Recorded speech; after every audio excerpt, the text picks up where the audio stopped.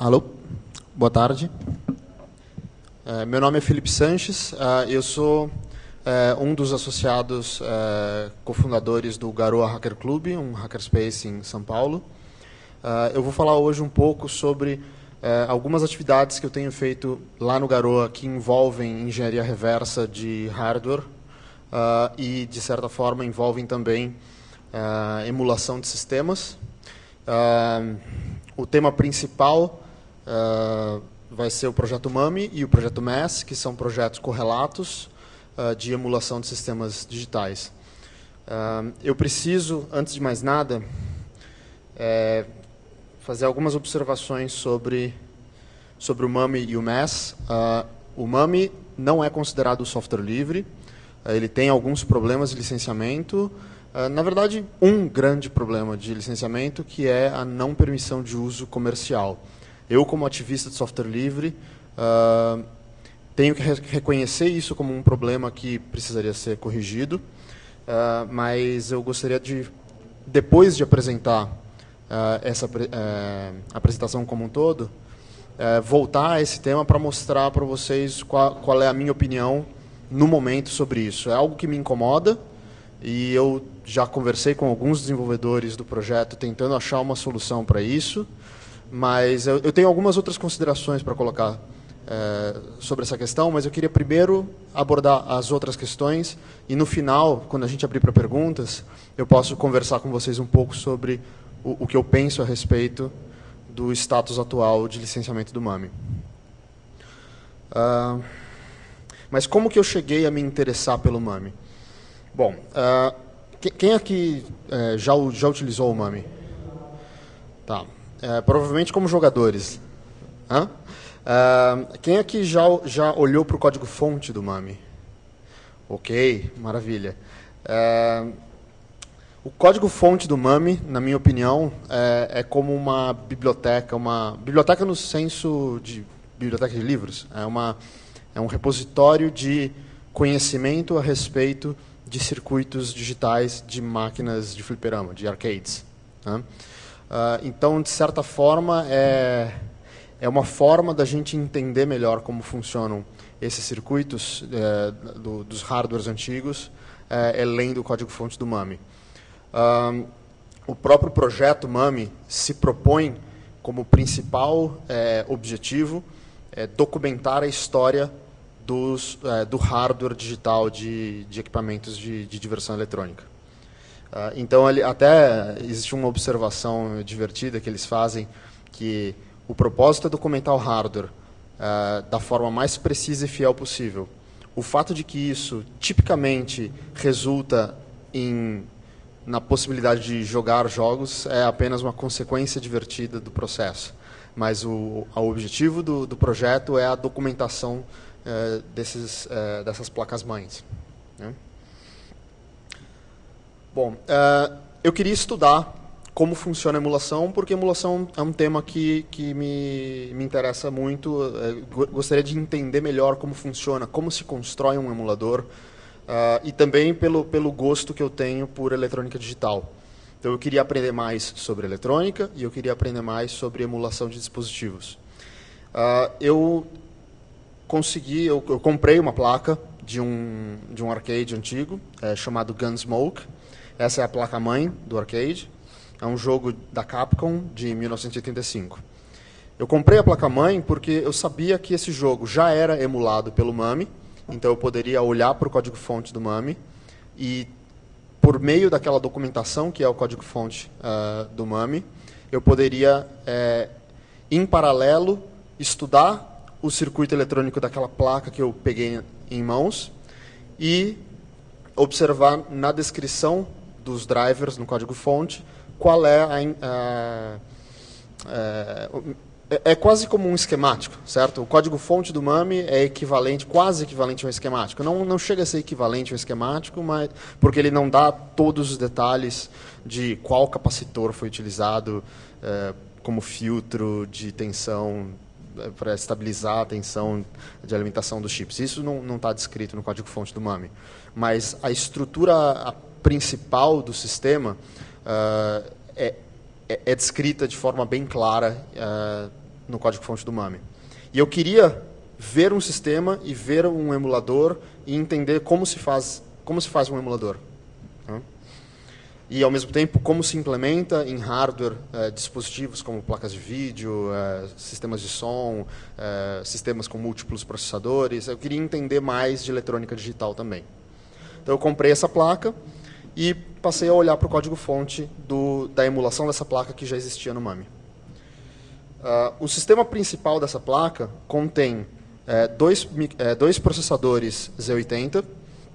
Então, um processador é o processador principal que tem a lógica de controle do jogo, contagem de pontos, lógica mesmo de funcionalidade do jogo.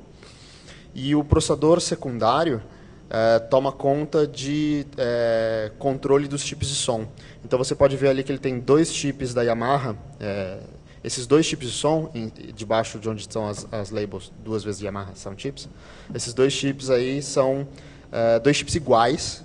Cada um deles provê um sistema de síntese de áudio e eles são controlados por meio de escritas em registradores. Então, tem alguns pinos dele aí que são um barramento de dados e você consegue escrever valores nesses pinos, fazendo a escrita de configuração dos registradores desses chips. Esses chips têm datasheets que explicam como eles funcionam. Nem todos têm datasheet, na verdade. Isso é uma coisa que, às vezes, as pessoas têm que correr atrás de achar um scan de um datasheet antigo. Ou, às vezes, não existe o datasheet. Existe um datasheet de um chip parecido e as pessoas têm que chutar quais são as diferenças e tentar entender a partir daquele ponto de partida num chip parecido, o que mudou. Então, envolve um pouco de engenharia reversa também para entender o funcionamento de alguns desses chips que não têm datasheet. Mas, enfim, são dois chips iguais que fazem síntese de som. E eles são controlados por essa CPU secundária. Então, o barramento de dados que eu falei está mapeado nesse Z80 secundário. Tem aqui dois chips de RAM, que é a memória RAM de cada um dos processadores. E tem duas EPROMs. Uma EPROM tem o código binário, que é executado pela CPU secundária, que é esse chip com a etiquetinha 2.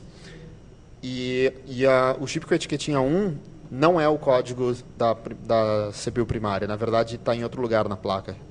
Esse aqui são estruturas de dados de imagens de caracteres. Então, você tem uma placa de vídeo onde, para cada letra de uma string de texto, por exemplo, ele tem uma representação gráfica. Aqui tem os mapas de bits, dizendo o que é pixel ligado e pixel desligado, para formar uma imagem da letra A imagem da letra B. Tem a fonte aqui dentro. Mas não só a fonte, mas alguns jogos, inclusive, usam esses caracteres, que a gente costuma pensar como texto, usam como elementos gráficos. Então, você tem um caractere que é o desenho de uma carinha, ou que é um desenho de um pedaço de uma curva de alguma coisa, e daí, com uma combinação de vários caracteres, você forma uma imagem maior. Então, é possível fazer esse tipo de coisa também. Bom, esse é a parte da placa que tem o sistema principal. Como que eu aprendi sobre isso? Eu aprendi sobre isso olhando para o código-fonte do MAME. Então, se a gente der uma olhada aqui no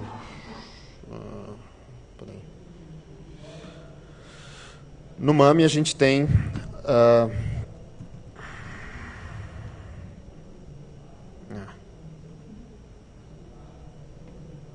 caramba. Como é que eu saio disso aqui? Ok. O MAME tem um arquivo de código-fonte C para cada placa-mãe suportada. E esses arquivos são chamados, a nomenclatura dentro do projeto MAME, isso é um driver. Esse driver ele tem a descrição da interconexão dos chips, dos elementos principais, dos dispositivos principais dentro da placa-mãe. A emulação, a estratégia técnica utilizada para a emulação do MAME é uma estratégia muito interessante. Eles têm um emulador para cada CPU suportada, para cada CPU que é utilizada em uma placa. Então, o Z80 era uma CPU muito popular na década de 80, então tem um emulador de Z80. Então, todos os jogos que utilizam um processador Z80 instanciam o emulador de Z80 no seu driver. No caso dessa placa aqui, se a gente procurar por main CPU, a gente acha um trecho do código do driver que diz machine config start, o início da configuração da máquina, né? Então ele tem lá, machine configuration CPU add, main CPU é um nome, é uma string que ele usa para se referir com mais facilidade a esse chip em particular. Z80 é qual emulador ele vai instanciar.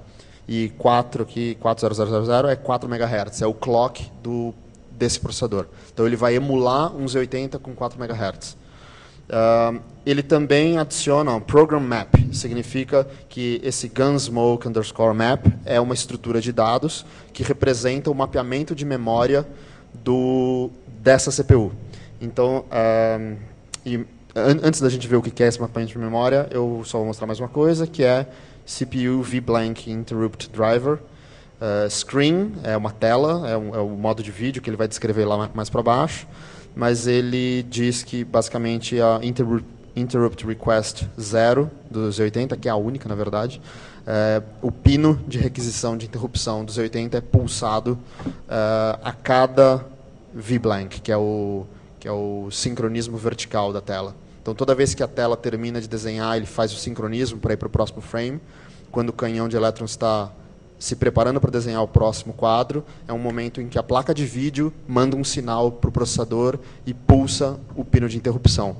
Então, isso faz com que seja executada uma chamada ao vetor de tratamento de interrupções do Z80. E essa é uma técnica típica utilizada pelos videogames antigos, ou por hardwares, computadores e etc., para sincronismo de tempo. Você tem um clock central e tem uma interrupção casada com o ritmo de quadros do vídeo, de modo que quando acontece uma interrupção é o momento ideal para você fazer operações de desenho da tela, por exemplo, para minimizar ou evitar efeito de flickering, quando as imagens ficam piscando. Então, se você desenhar bem rápido nesse período, na hora que a placa de vídeo for ler o próximo quadro, ele já vai estar devidamente armazenado na tela, na memória de vídeo, e, portanto, a imagem não vai ficar piscando com metade de um sprite desenhado enquanto não terminou de desenhar a outra, né? Então, essa é uma técnica boa de você ter um ritmo constante também de execução, porque como a interrupção acontece a cada novo quadro, e os quadros são sempre a uma certa frequência, que é a frequência do vídeo, então você tem uma frequência de execução do loop principal do seu programa também no mesmo ritmo, né? Então eles casam aí o sinal de interrupção, o sinal de VBlank com uma interrupção no processador principal. E aí a gente normalmente os jogos têm um loop principal, o início do jogo, o início do programa faz algo muito básico de inicialização do sistema e fica num loop infinito, e na verdade é o tratamento de interrupção que roda a rotina, cada rotina, a cada novo quadro roda-se uma rotina, né? Bom, a mesma coisa que a gente tem embaixo para a CPU de áudio, que também é um Z80. Então aqui você vê que ele instanciou 2 vezes o emulador de Z80. Ele está emulando simultaneamente o processador Z80 2 vezes, só que com um clock diferente. A CPU de áudio tem 3 MHz. Então você percebe que, olhando para isso aí, eu consigo muito rapidamente entender qual é o layout principal desse sistema. Eu consigo escrever software para esse sistema só de olhar essa descrição. É uma descrição semântica clara de quais são os elementos em jogo, qual é o mapeamento de memória, qual é a frequência de execução, quais são as características de interconexão dos chips, de modo que é praticamente um guia de programação para essa plataforma. E a mesma coisa, tem um sound map, que é o mapa de memória, para cada endereço de memória, qual dispositivo está mapeado em cada faixa de memória, e outra conexão aqui de um sinal de interrupção também. Bom, mais para baixo ele tem a descrição do hardware de vídeo, que ele diz que é uma tela raster, 60 Hz, tem toda a resolução, paleta de cores, tem várias características sobre o hardware de vídeo, paleta de cores, hardware de som. Então ele tem aqui um speaker mono, chamado de mono, essa palavra mono é o nome desse dispositivo dentro do sistema de emulação. E aí ele adiciona um YM1 é o nome, mas isso aqui é o nome do emulador, YM2203 é o emulador do chip de som da Yamaha que é utilizado nessa placa. É o Yamaha 2203. E ele instancia dois, tá vendo? Ele instanciou 2 emuladores desse chip de som, porque são esses 2 caras aqui, ó. São esses 2 de Yamaha. E ali os 2 Z80. E acabou a configuração principal do sistema. E aí depois ele tem as ROMs, mas isso a gente vê depois. Tá. Como eu estava dizendo, as CPUs têm estruturas de dados que demonstram, descrevem o mapeamento de memória do dispositivo. Então vamos ver a CPU de áudio.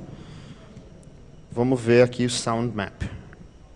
Bom, Address Map Start, Sound Map, está dizendo que é um barramento, um espaço de programa, barramento de 8 bits.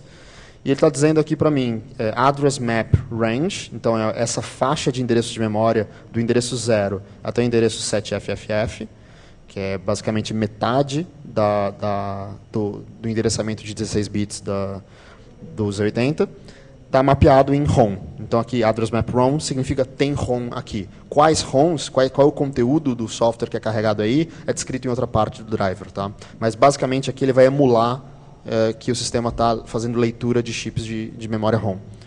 E no bloco de memória seguinte, de C00 até C7FF, a gente tem um chip de memória RAM. Então, escritas aí, o emulador já vai tratar como um bloco de memória RAM normal.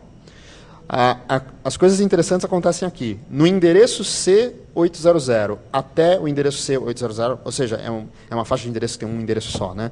Nesse endereço específico, a gente tem um tipo diferente aqui de declaração, que é Address Map Read. Isso aqui significa que toda vez que o processador fizer uma leitura neste endereço de memória, o emulador irá executar este callback. Isso aqui é uma função implementada em C que emula o dispositivo que está mapeado naquele endereço de memória. No caso aqui, pelo nome a gente até vê, né? Sound Latch Byte Read. Então significa que quando o chip de som lê desse endereço, ele está lendo uma mensagem vinda do processador principal, e é assim que os 2 processadores se comunicam. É assim que o processador principal, que está lá calculando a lógica do jogo, vai mandar uma mensagem para o processador de som dizendo: ei, toca para mim a música número 7. E aí tem uma lista de músicas lá, ou efeitos sonoros, e o processador de som vai ler desse endereço qual é o número da música, que poderia ser um valor default, que não está claro aqui para mim qual é, mas poderia ser, sei lá, FF, significa não estou pedindo nada, e quando for algo diferente de FF, pode ser o número da música que deve ser tocada, ou do efeito sonoro que deve ser tocado. E a partir disso, o processador de som vai executar um algoritmo de ler uma estrutura de dados que representa a partitura de uma música e ir coordenando, temporizando nota por nota os comandos que ele deve escrever nos registradores dos chips de som para, de fato, executar essa música. Então, esse trabalho entediante de ficar o tempo todo controlando os chips de som para temporizar a execução de uma partitura musical é um trabalho que o processador principal não quer fazer, porque o processador principal precisa ter tempo livre para se preocupar com a lógica principal do jogo. Então, isso é um design pattern de hardware. Isso é uma prática típica que praticamente a maioria, ou talvez todos, mas a maioria com certeza, dos dispositivos de videogame, arcade e talvez até mesmo alguns computadores pessoais utilizavam na década de 80 e 90 para fazer sistemas de som e o sistema principal isolados. A gente pode até pensar nessa CPU secundária como um driver de som, porque toda a rotina de tratamento de áudio está isolada no trabalho de um processador. É como um processo no sistema operacional hoje, multitarefa. Aqui é um sistema que não é multitarefa, mas as tarefas são delegadas para chips dedicados. Bom, e a gente tem também outras 2 faixas de endereço, que é do endereço E000 até o endereço E001, que são 2 endereços, e a gente tem Address Map Dev Write. Então, isso aqui significa que é um dispositivo emulado que está conectado naqueles 2 endereços e quando houver escrita nesses dois endereços, essas escritas devem ser repassadas para o emulador daquele dispositivo. Qual dispositivo é esse? Tem aqui, entre aspas, o nome do dispositivo, é o chip de som. Então, esses dois endereços de memória são os endereços onde, se eu fosse um desenvolvedor de um jogo para essa plataforma, eu escreveria no meu código-fonte uma escrita nesse endereço de memória, caso eu quisesse mandar um comando de toque tal nota musical. Porque é por esse endereço de memória que eu me comunico com o... Eu preciso de bateria.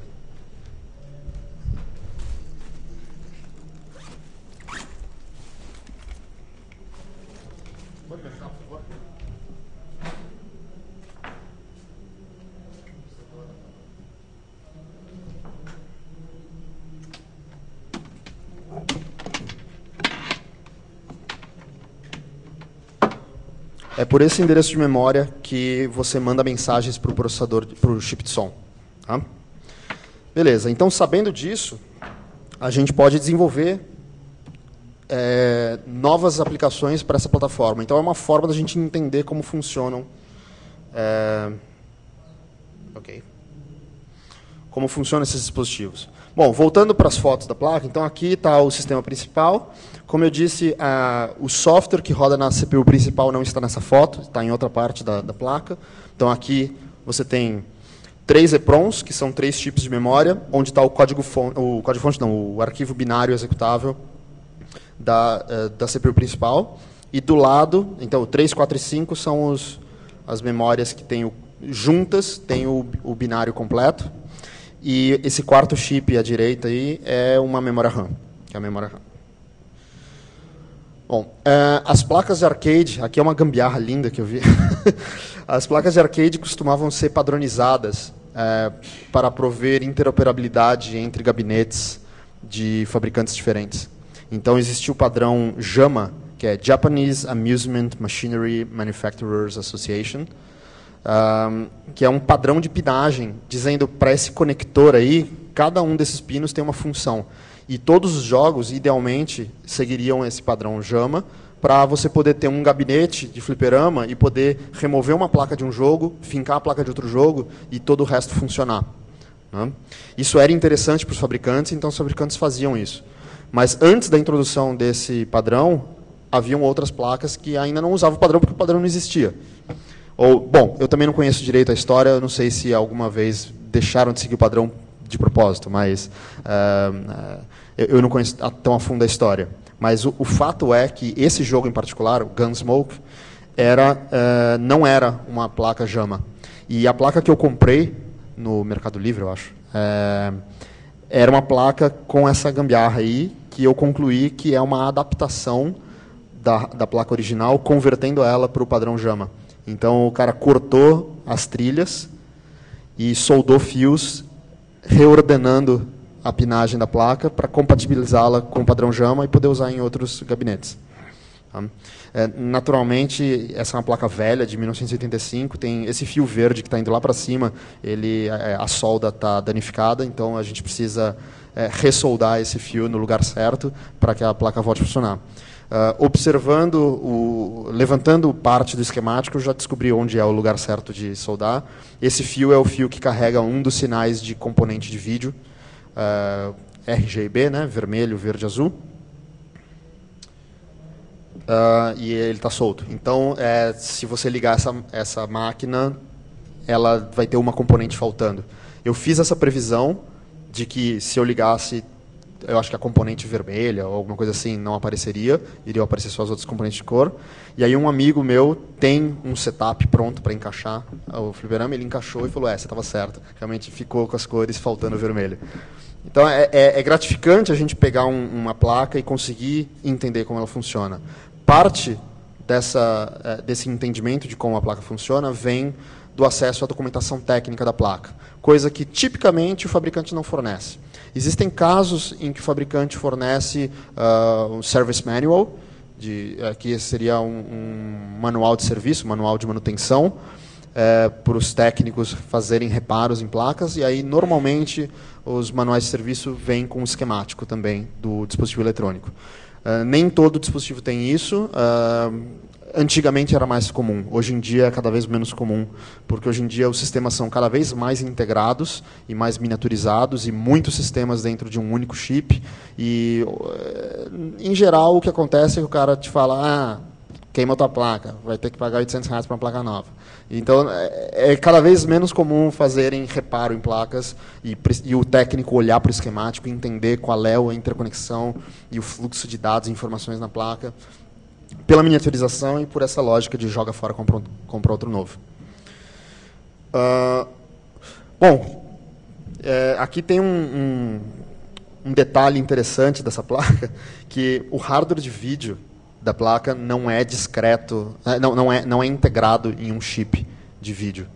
Existem os 2 chips de som da Yamaha, que fazem todo o processamento de áudio, mas o processamento de vídeo, a composição de qual pixel aparece em qual lugar na tela, é calculada por um circuito de muitos chips discretos da família 74, que é portas lógicas, MUX, DMUX, registradores, etc. Então, o circuito discreto da placa de vídeo é visível a olho nu, e você pode pegar um multímetro no modo diodo, modo de teste de continuidade, e colocar em um ponto da placa, em outro ponto da placa, e se apitar é porque tem uma trilha conectando aqueles pontos. Então você consegue levantar o esquemático, mesmo que o fabricante não te forneça o esquemático, você pode descobrir o esquemático empiricamente, observando as interconexões dos chips e redesenhando o esquemático. A placa de vídeo está exposta. Então, aqui é um trecho que eu gostaria de mostrar para vocês, que é a paleta de cores da placa de vídeo. Então, depois que toda a decisão de qual sprite, qual tile, qual caractere vai ser posicionado com qual conteúdo em cada parte da tela, a placa, o hardware de vídeo, chega à decisão final de que tal coordenada tem a cor número 15. E a cor número 15 é a cor de uma paleta de cores. Uma paleta de cores, basicamente, é um conjunto de números, onde cada número corresponde a uma cor. Então, cada número corresponde a uma trinca de intensidades de vermelho, verde e azul. Então, essa tradução do número, o índice da cor na paleta de cores, com a cor de fato, é feita por 3 chips de memória. Então,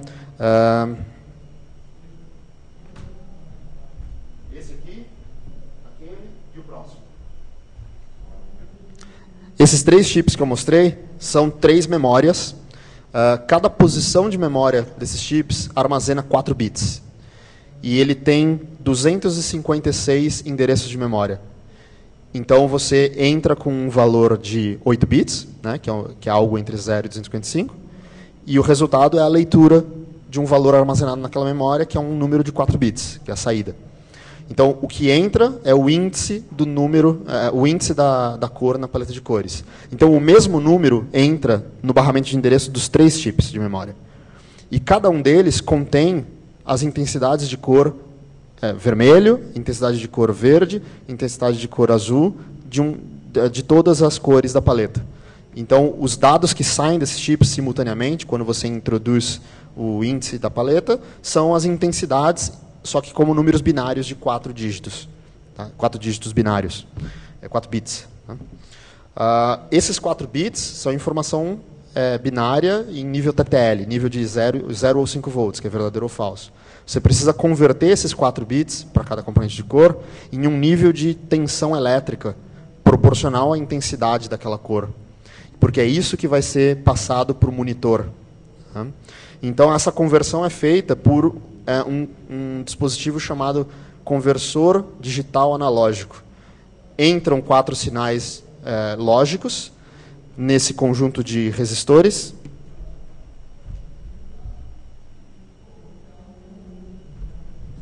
O R1 até R4, ou o R5 até o R8, ou o R9 até o R12. Então, são 3 conjuntos de 4 resistores. Esses 4 resistores são um conversor digital analógico.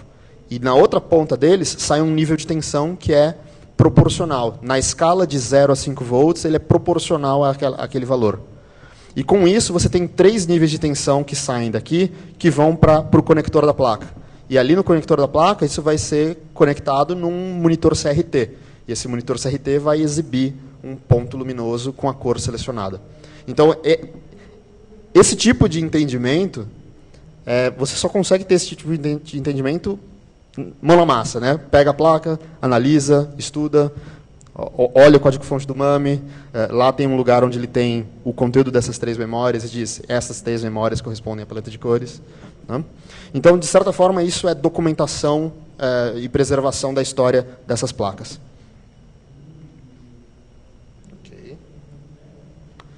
Ao lado ali, você vê deep switches. Essa foto não é da mesma placa, mas é uma foto mais visível. Na verdade, ali no canto superior direito, você tem DIP A e DIP B. Deep switches são esses conjuntos de chavinhas. Cada chave corresponde a um bit. E é por aí que o operador do equipamento seleciona as configurações de nível de dificuldade do jogo. Então, ele pode ter 2 chavinhas daquela que correspondem a 2 bits, que selecionam ligado 0, 1, 2 ou 3, que são níveis de dificuldade. Pode ter quantas fichas você coloca para jogar um jogo, quantos créditos você ganha para cada ficha colocada. Pode ter proporções diferentes, né? E várias outras configurações, ou se o jogo é horizontal ou vertical, se você coloca o monitor deitado ou o monitor em pé. Alguns jogos suportam esse tipo de reconfiguração, e etc. E essa é uma foto mais fácil de ver, mas é de outra placa. E esse tipo de coisa está descrito também no emulador. Então, o código-fonte do emulador me diz port start, DSW, Deep Switch 1. Eu tenho 2 Deep Switches, né? Então, Deep Switch 1 tem os padrões de bits e quais são as opções. Então, por exemplo, uma vida em bônus. Você ganha ao fazer 30 mil pontos, depois 80 mil e depois a cada 80 mil. Ou essas outras configurações de vidas bônus. Modo de demonstração. Tem um bit ali que, se você mudar, ele fica no modo de demonstração. E tem várias configurações e isso descreve esse layout. Tá? Então, é mais um trecho de documentação de como funciona um dispositivo.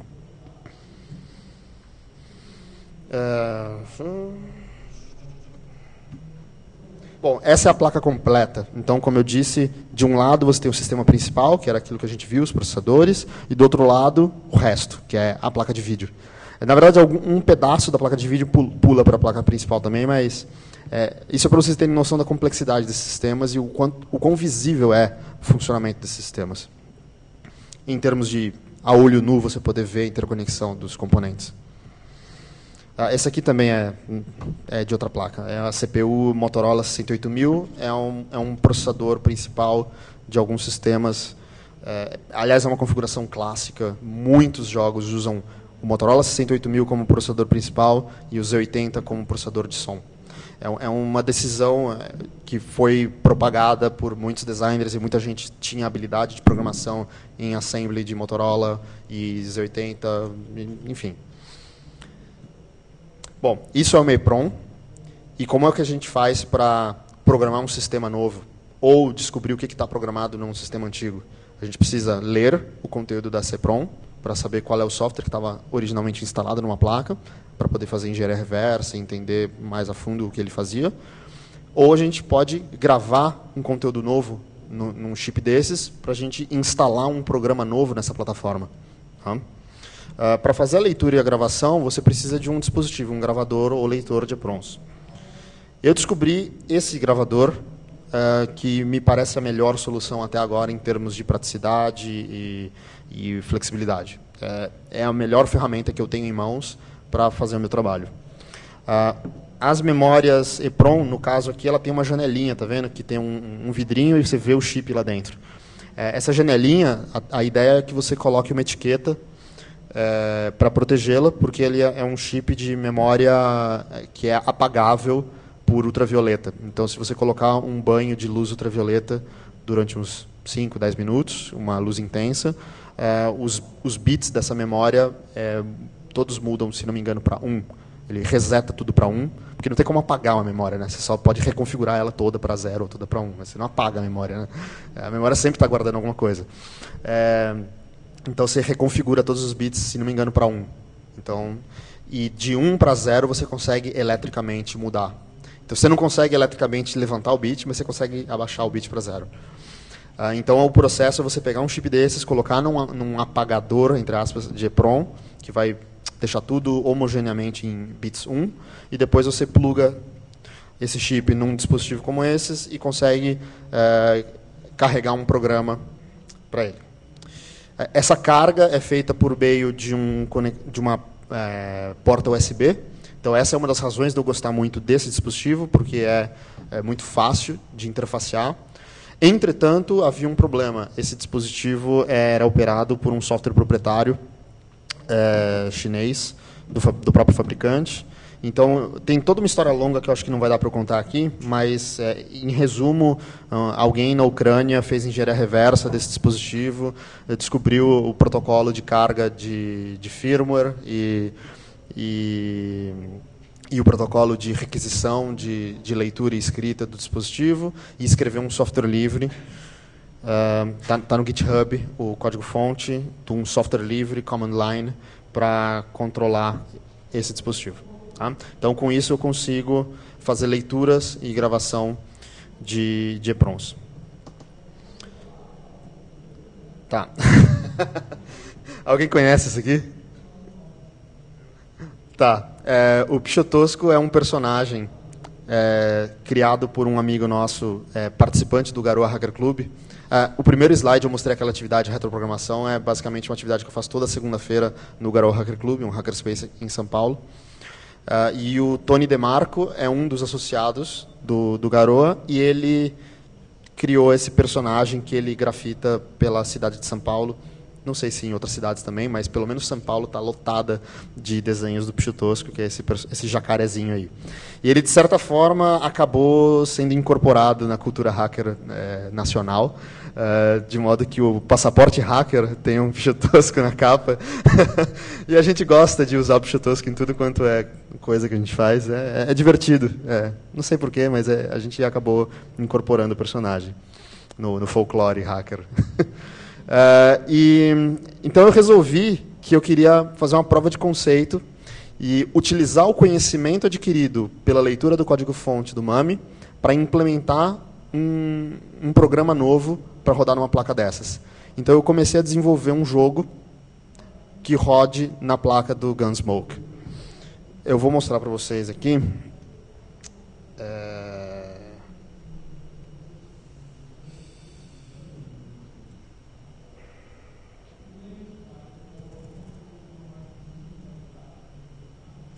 Primeiramente, eu vou rodar o próprio Gunsmoke. Peço perdão, é um software proprietário que eu vou rodar aqui, porque o Gunsmoke é o binário original do jogo, que a gente não tem código-fonte. Mas, para critério de demonstração das capacidades gráficas do hardware, eu vou executar o software proprietário original que rodava no hardware.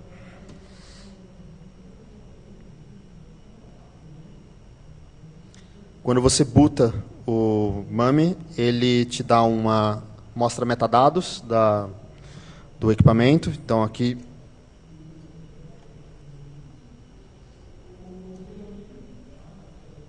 Ok. Aqui a gente tem Gunsmoke, 1985, Capcom, qual é o driver no código do MAME que emula essa placa, 2 CPUs, 2 chips de som, vídeo, resolução, etc. E aí vamos rodar.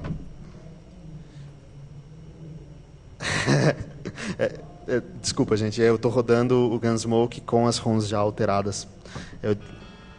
Enfim, na verdade, isso é o Gunsmoke rodando o software original, mas com os gráficos alterados já, porque eu fiz modificações.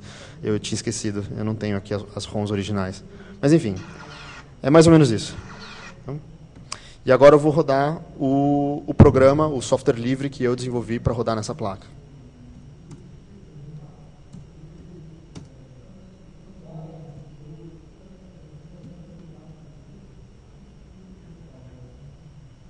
É simples, gente, mas é só uma prova de conceito. Uma outra coisa que eu queria dizer para vocês é que quando se desenvolvia aplicações, jogos, etc., era muito comum antigamente o hardware e o software serem desenhados simultaneamente, projetados por um propósito específico. Existe um hardware, um arcade específico, que é muito interessante, que o designer do jogo queria proporcionar uma experiência sonora específica. Ele queria tocar Toccata e Fuga em Ré menor de Johann Sebastian Bach em uma versão eletrônica como música do jogo. E para isso ele precisava da execução de muitas notas simultâneas. Então ele projetou a placa.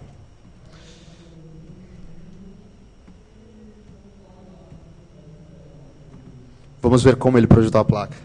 O nome do jogo é Gyros. E aqui a gente pode ver a configuração básica da máquina. Tem uma CPU Z80, um microcontrolador Motorola 6809, outra CPU Z80 e uma outra CPU Intel 8039. Tem 4 CPUs na placa-mãe. Enfim. O hardware de vídeo, etc. E o hardware de som tem um AY8910, que é um chip de som, outro, mais outro, mais outro, mais outro. 5 desses. E cada um deles provê 3 canais de áudio. Então, 3 canais de áudio vezes 5, 15 canais de áudio simultâneos. Então, e parte disso vai para um speaker, parte vai para o outro, então ele tem estéreo com polifonia de 10 canais, 15 canais. Então, o design do hardware foi pensado em conjunto com o design do software. Isso é um pedaço da história que... Aí vem aquela questão de que eu abri a palestra dizendo o MAMI não é software livre. Essa é uma das razões pelas quais eu acho problemático simplesmente cair em cima dos desenvolvedores do MAMI e dizer vocês precisam mudar a licença. Eu preciso reconhecer aqui que a licença do MAMI é problemática, ela não é software livre, eu desencorajo que as pessoas desenvolvam software com licenças como a do MAMI, mas, ao mesmo tempo, eu participo do desenvolvimento do MAMI. Então, o que eu, Felipe Sanches, faço, na minha incapacidade de eu tomar a decisão de mudar a licença do MAMI, é todo patch que eu envio para o MAMI, com a correção da emulação de algum sistema, eu envio com uma licença dupla, dizendo, ok, pode incorporar no MAMI, de acordo com a licença atual, mas eu também disponibilizo esse mesmo código, ou pelo menos tudo que é da minha autoria, disponibilizo também sob a licença GPL versão 2 ou posterior, de modo que, se algum dia todos os outros desenvolvedores fizerem o mesmo gesto, teremos alcançado o consenso de mudar a licença para uma licença livre. E encorajo os outros desenvolvedores a seguirem o mesmo ato. Você não precisa ter uma mudança atômica, onde todos os desenvolvedores se encontram num quarto, apertam as mãos e falam, agora nós vamos dizer que nós queremos uma licença livre. Eu digo de antemão que pode usar o meu código como uma licença livre. E encorajo os outros desenvolvedores a fazerem o mesmo. Ao mesmo tempo, eu acho problemático a gente querer forçar que haja essa mudança de forma muito enfática, porque isso pode minar o trabalho maravilhoso que esses caras estão fazendo. Independente do problema de licenciamento, a quantidade gigantesca de conhecimento a respeito de sistemas digitais que esses caras estão produzindo, eu não queria ver eles pararem de fazer isso, entende? Nem que eu tenha que olhar para o código-fonte do MAMI como um livro, impresso em papel, e tratar aquilo como dado, mas é dado de informação a respeito da história da computação. Um outro projeto que eu deveria ter falado, mas o tempo não me permitiu, que eu até coloquei um slide aqui, não coloquei um slide. Tá. Foi por isso que eu não falei. Mas o projeto MAMI emula arcade. Existe um outro projeto chamado MES, que ele utiliza a mesma base de código, de emulação de chips específicos, para emular qualquer outra coisa que não seja arcade. Então, existem emuladores de impressoras matriciais, emuladores de máquinas de comprar refrigerante, enfim, forno micro-ondas. Eu estou exagerando um pouco, mas, conceitualmente, qualquer dispositivo digital poderia ser emulado por meio desse framework de emulação. E, uma vez emulado, aquilo pode servir de de ambiente de desenvolvimento para você criar uma aplicação e depois, quando ela estiver pronta, pegar o binário e gravar no EEPROM e fincar na placa e pôr para funcionar. É uma forma mais ágil do que você simplesmente ficar o tempo todo que você compila um binário, gravando EEPROM, apagando EEPROM, gravando EEPROM, fincando a EEPROM na placa, ligando a placa e vendo se funciona. Então, do ponto de vista de ambiente de desenvolvimento, é algo maravilhoso para a gente conseguir se apropriar da pilha de lixo dos hackerspaces, por exemplo.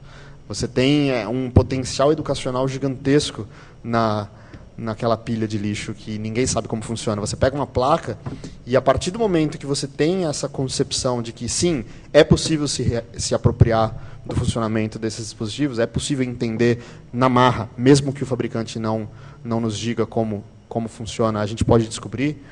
Sim, aí você tem uma abordagem diferente quando você olha para uma placa no lixo. Mais importante do que isso, eu não posso deixar de falar do projeto do Linux Libre.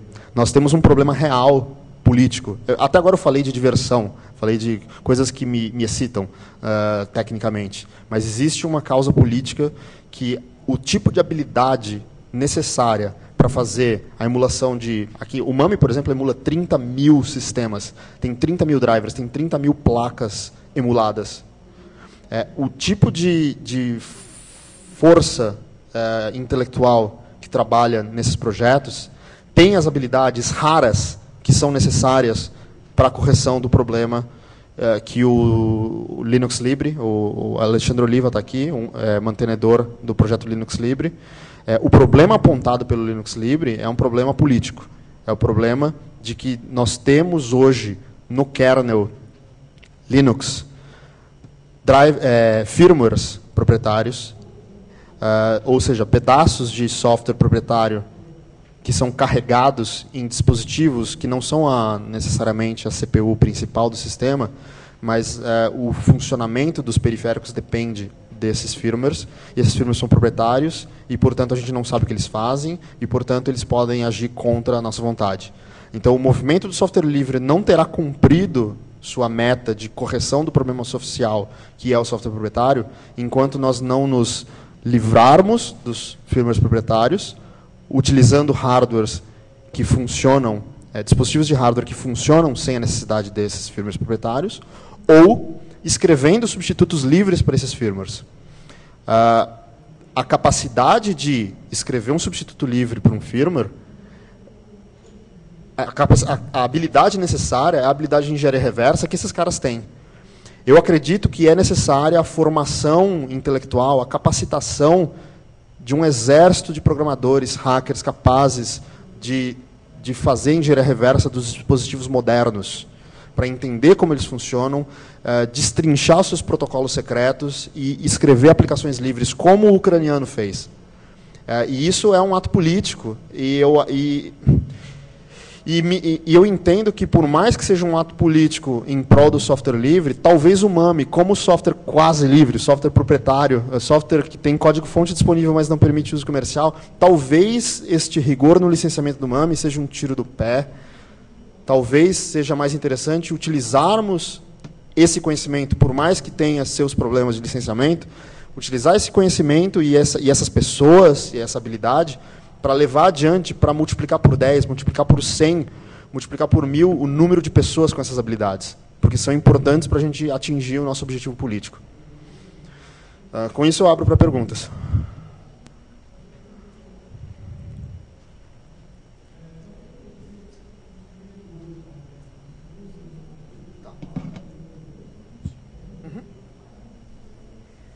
E a gente só tem 1 minuto, então, se não der para responder aqui, eu tô livre no corredor para a gente conversar. Olá, boa tarde. Boa tarde. Eu trabalho já há alguns anos com DOSBox, que tem outro ótimo que tem projeto. Uma semelhança bem grande em relação à emulação do hardware ali, bem interessante. E conheço já há muito tempo também o MAMI. Gosto muito do software, me baseando no propósito dele, né? Existem 2 games em específico que eu percebi uma diferença bastante grande em relação a forma como o jogo interage com o meu hardware emulado. Em comparação com o hardware real? Por exemplo, percebi que, a partir da palestra de hoje, que é muito simples de resolver meu problema, como, por exemplo, 2 games, Cadillacs and Dinosaurs. Roda muito bem nas configurações padrões de configuração do arquivo do hardware, porém, o Cruising USA não. Eles rodam na mesma placa ou não? Acredito que não. Fisicamente, eu acredito que não, porque um funciona bem com a configuração padrão e o outro roda extremamente devagar. Ok. Na verdade, existem... Isso é uma coisa que eu não citei, mas existem famílias de placas-mães, sistemas de game criados pelos fabricantes, que são utilizados por vários games. Então, era comum a criação de um hardware para um jogo, mas com o passar do tempo passou a ser comum a criação de uma plataforma, como o CPS-1 da Capcom, para rodar, sei lá, 20 jogos diferentes. E daí depois, esses 20 jogos diferentes demonstravam a necessidade de alguma evolução técnica, e aí criava-se o CPS-2, o CPS-3, que tinham outras habilidades, outras características, e aí uma nova família de jogos. Então, existe a possibilidade dos dois rodarem na mesma placa, mas pode ser que sejam placas distintas. A questão da performance, o projeto MAME não tem o propósito de ser o melhor emulador em termos de performance. O projeto MAME tem o propósito de ser documentação do hardware. Se for necessário ter uma emulação precária em termos de performance, mas por fazer a emulação da forma mais fiel e precisa e mais clara no ponto de vista de documentação do que o hardware de fato eles vão fazer assim. Eles abrem mão da performance em prol da claridade, da clareza e da precisão, a fidelidade. Outra coisa que foi muito importante você ter citado isso, porque me fez lembrar que a placa da Capcom CPS-1, CPS-2, CPS-3, uma das coisas que elas implementavam era uma coisa muito triste, que é a tal da... É uma técnica de criptografia do arquivo executável do programa, do jogo. E o programa é armazenado, criptografado, e a chave de criptografia fica dentro do processador, numa memória RAM alimentada por uma bateria. Se você tentar fazer o dump desse programa ou extrair a chave, você acaba desligando o dispositivo e a chave vai para o saco e nunca mais funciona porque ele não consegue mais descriptografar porque a memória RAM apaga, né, quando tira a alimentação. A alimentação é de uma bateria. Depois de cerca de 10, 15 anos, as baterias acabam e os jogos param de funcionar. Então esse é conhecido como o problema da dead battery, né, que são as baterias suicide battery, né, que são as baterias suicidas, que depois de um tempo o sistema para de funcionar. Então, para conseguir fazer funcionar a emulação desses dispositivos, os caras têm um conhecimento, inclusive, de engenharia reversa de dispositivos criptográficos, a ponto dos caras desenvolverem ataques de quebra e extração de chave secreta. Então, são caras muito, muito habilidosos em engenharia reversa.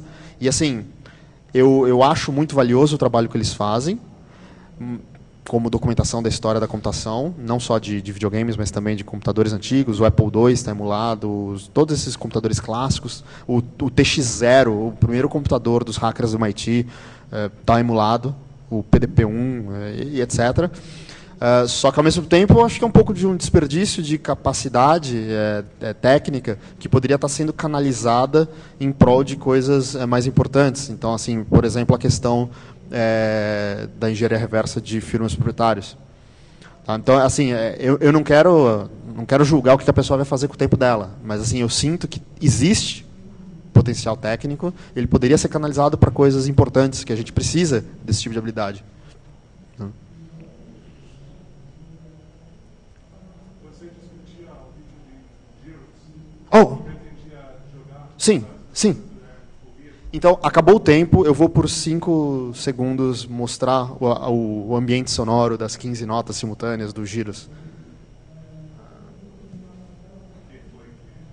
Sim, sim. Então, daí 4 processadores, 5 chips de som. Tem como tocar o som aqui? Só aí? Não, tudo bem. Então escutem daí.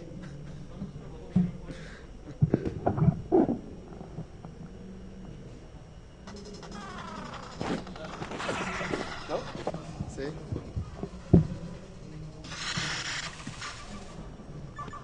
Estão ouvindo ou não?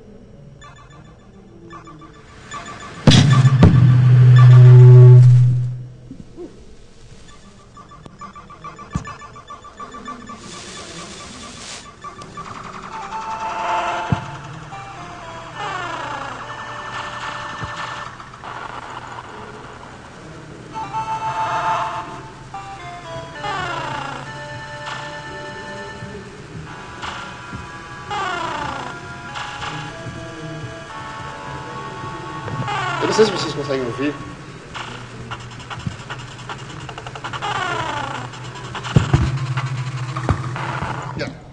Quem quiser ouvir de perto, depois eu mostro. Obrigado, gente.